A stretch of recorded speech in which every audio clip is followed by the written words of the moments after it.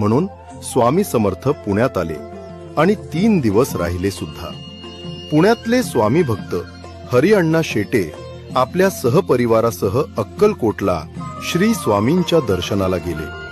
हरिअण्णा शेटे यांना बघताच स्वामींचा राग अनावर आला. आपल्या पायातल्या चपला फेकून मारत स्वामी म्हणाले, इथून पुढे इथं येत जाऊ नकोस. अरे, त्या म्हातारीला ह्या वयामध्ये इतका प्रवास करवतोस, लाज नाही वाटत?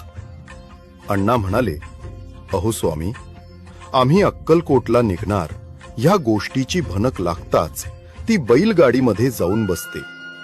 यावर स्वामी शांत होत म्हणाले, आता त्याची गरज नाही.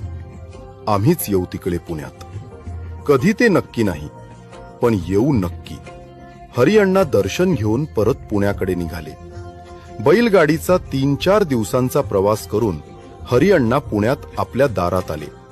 बघतात तर काय, समोर साक्षात श्री स्वामी समर्थ आधीच येऊन ध्यानस्थ बसलेले होते.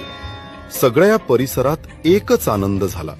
हरिअण्णा शेटे यांच्या घरी स्वामी 3 दिवस राहिले. जाताना म्हणाले, आता म्हातारीला त्रास देत अक्कलकोटला आणू नकोस. ह्या पादुका घे आणि यांचीच सेवा कर. आजही पुण्यातल्या लोकांना ही गोष्टच माहिती नाही की पुण्यातल्या एका म्हाताऱ्या आईला